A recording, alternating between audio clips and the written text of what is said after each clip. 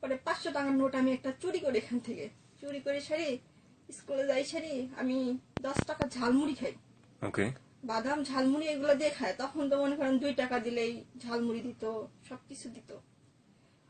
আর হাটবোর্ড কিনি। তখন আমার এক বান্ধবী ছিল, আমার অনেক ভালোবাসতো। আমি কি দুষ্টামি করি, বলি যে নে তুই একটা হাটবোর্ড নে, আমি একটা হাটবোর্ড নিই। আমি ওরে হাটবোর্ডটা কিনে দিই। তারপর 2টা হাটবোর্ড। তখন আমার আব্বু টাকা হিসাব করতে দেখে 500 টাকা গোলমাল। 500 টাকা কে নিছে। এর আগে আমি আমার আম্মুর ওইখান থেকে আমি 2 টাকা 3 টাকা করে চুরি করছিলাম 2 দিন। আচ্ছা। চুরি করার পর আমার আম্মু আমার হাত এমনি ধুয়ে হাতুর দিয়ে আমার হাতের উপর মারছিল।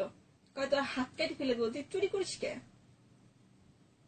করছিল। তারপর আমি করার পরে 400 টাকা আমি স্কুল ব্যাগের ভিতরে রেখে দিছি, আর 100 টাকা খরচ করেছি। তখন বাড়িতে আমি তো চুরি করছি, আমি তো জানতেছি যে আমার যদি ধরা পড়ি তাহলে তো আমার রেহাই নেই। তারপর চিন্তা করি না, অনেকগুলা টাকা, আব্বু মনে হয় বুঝতে পারবে না। বাসায় আসি, আসার পরে আমার আম্মু কিচ্ছু বলে না, আমার কিচ্ছু বলে না। আমি বাসায় কাজ কাম করে খাওয়া দাওয়া ভাত খাবো, রাত্রে পড়তে বসি। তখন আমার আব্বু দোকান থেকে আসে 8টা বাজে। আসার পরে আমার ডাকে, মুক্তা তুমি কি আমার এখান থেকে টাকা নিছো? না আব্বু, আমি আপনার এখান থেকে টাকা নেই নাই। সত্যি কথা বলো। সত্যিও টাকা নেই নি আমি, মানে আমি নাই, আমি টাকা নেই নাই, দেখি নাই আমি বলি আমি আপনার টাকা দেখি নাই। সত্যি তো না? কয় না। তখন আমার মা মানে কাঁচা যে খড়িগুলো আছে, খড়ি দিয়ে আমাকে অনেক মারে।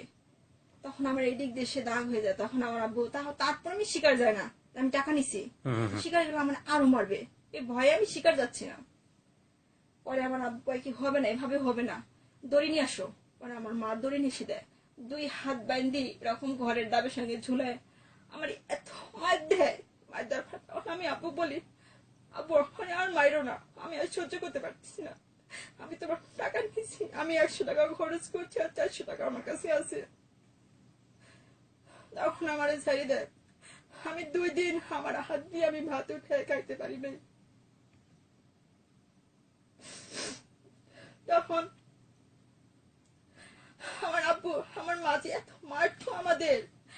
একদিন আল্লাহ ঘরের ভিতরে রুমে কাপড় চোপড় অগোছানো রয়েছে, আমারই বলে জামা কাপড় গোছাস না কিসের জন্য?